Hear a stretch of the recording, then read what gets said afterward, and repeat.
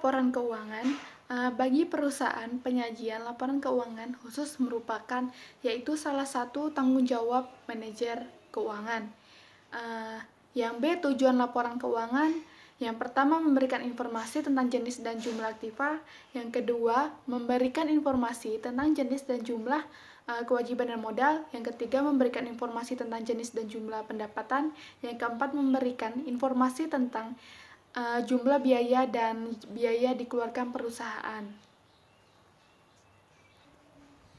Adapun pihak-pihak yang memerlukan laporan keuangan yaitu yang pertama pemilik, yang kedua manajemen, yang ketiga kreditor, yang keempat pemerintah, yang kelima investor. A. Pengertian laba rugi. Menurut James C. Van Hom, yaitu ringkasan mendapatkan dan biaya perusahaan selama periode tertentu diakhiri dengan laba atau rugi pada periode tersebut.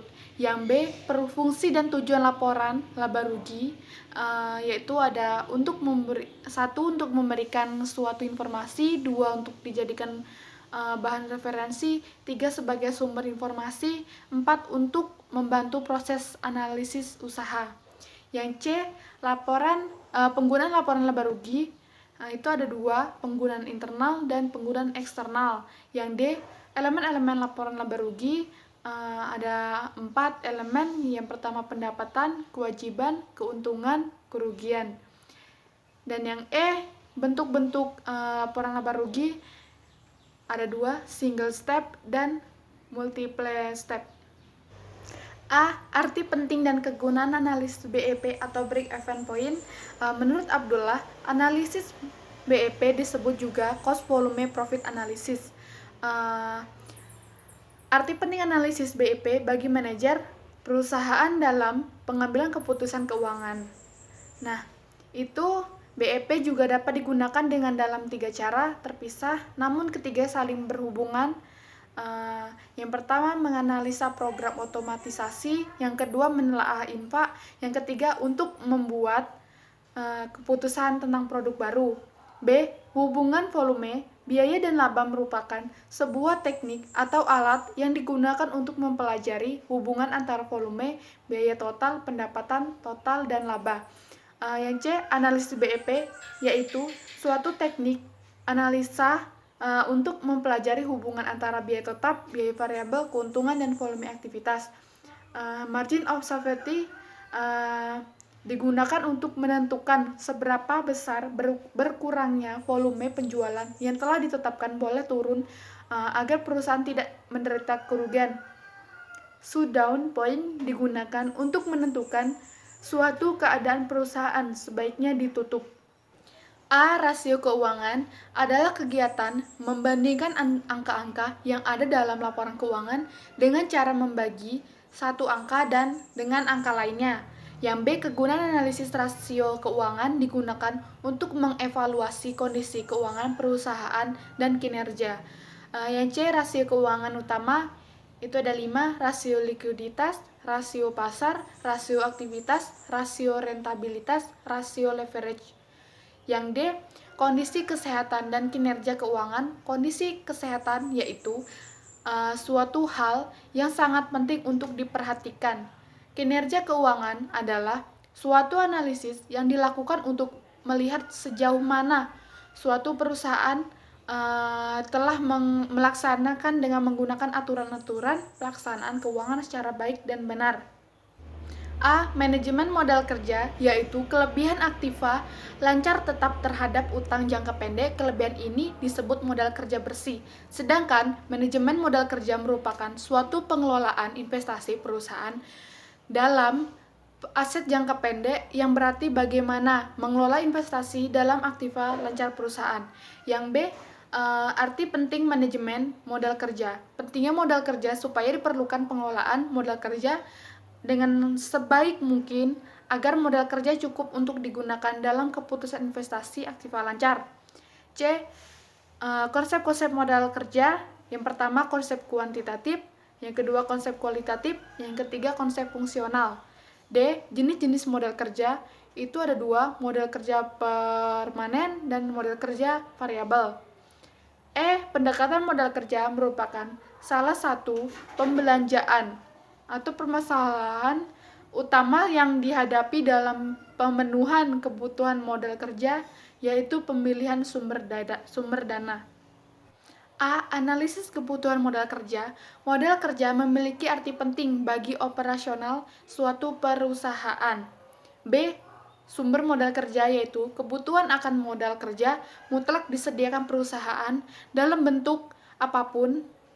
Oleh karena itu, untuk memenuhi kebutuhan tersebut diperlukan sumber-sumber modal kerja yang dapat dicari dari berbagai sumber yang tersedia.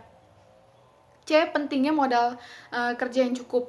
Modal kerja ini sebaiknya tersedia dalam jumlah yang cukup agar memungkinkan perusahaan untuk beroperasi secara ekonomis dan tidak mengalami kesulitan keuangan. D. Analisis pembiayaan modal kerja. Dalam kehidupan sehari-hari, masyarakat memiliki kebutuhan-kebutuhan yang harus dipenuhi, kebutuhan primer, sekunder, maupun tersier.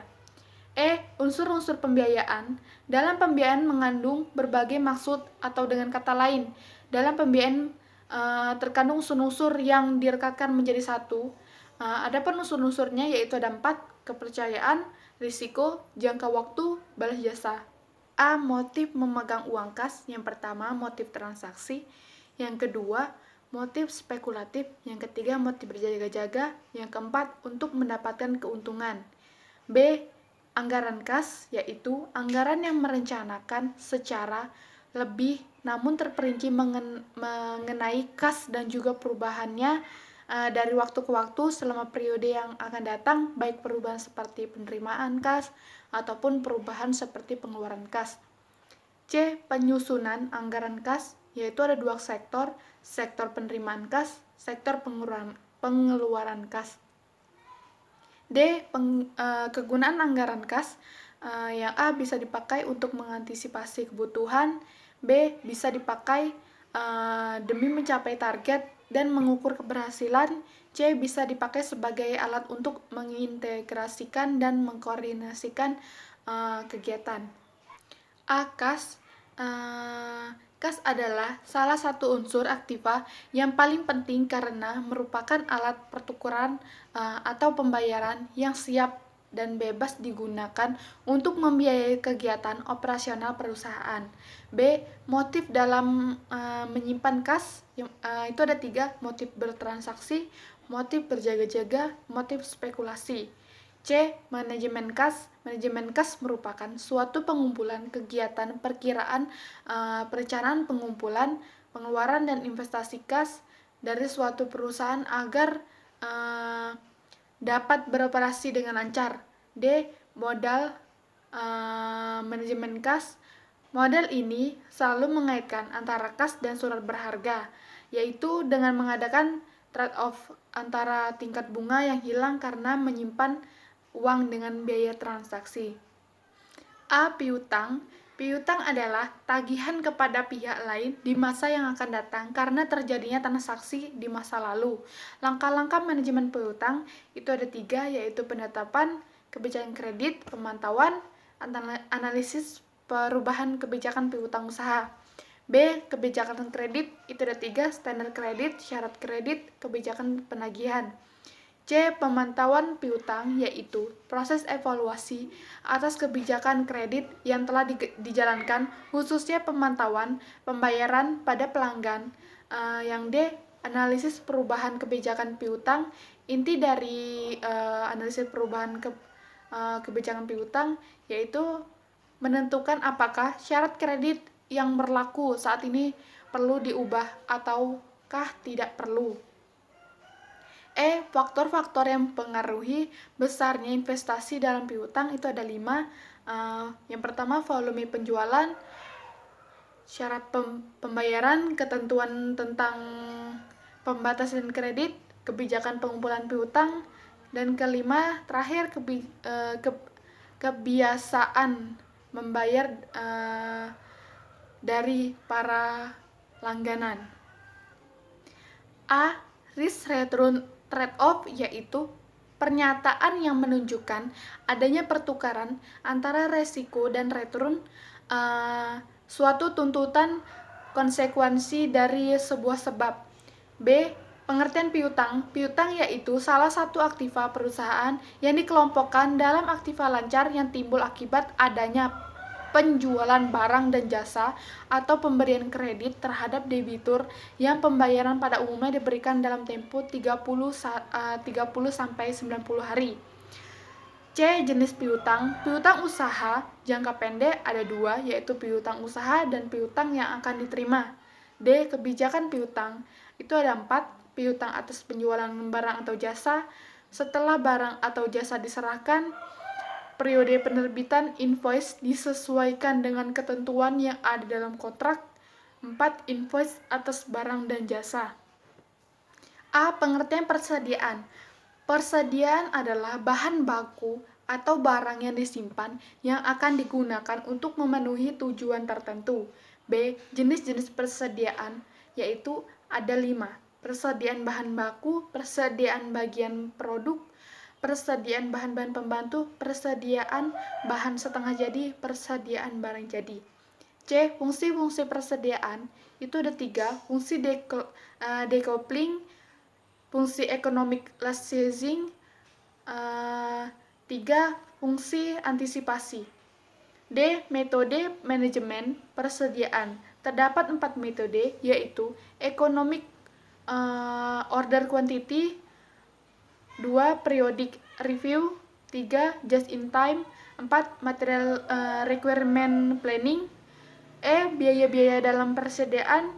Persediaan akan menimbulkan biaya yang merupakan bagian dari harga produk produksi.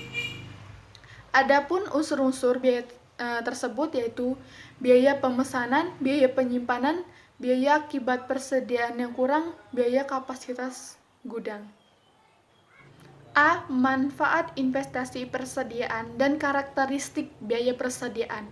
Persediaan akan sumber daya mungkin internal ataupun eksternal.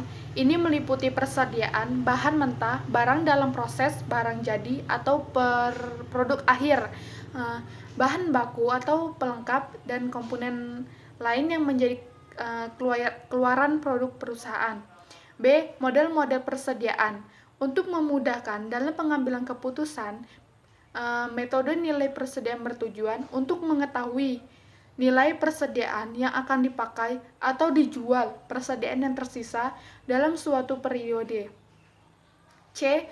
Reorder point, yaitu titik di mana harus diadakan pesanan lagi sedemikian rupa sehingga kedatangan atau penerimaan barang yang dipesan itu tepat pada waktu di mana persediaan di atas seperti stok sama dengan 0. A. Sumber dan tipe-tipe pendanaan jangka pendek. Pendanaan jangka pendek yaitu utang yang mempunyai jangka waktu 1 tahun yang digunakan untuk memenuhi kebutuhan aktiva lancar sebagai modal kerja perusahaan.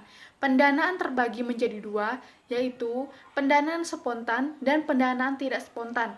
B. Suku bunga efektif, yaitu porsi bunga dihitung berdasarkan pokok hutang tersisa. Beban bunga akan semakin menurun setiap bulan karena pokok utang juga berkurang seiring dengan cicilan pokok.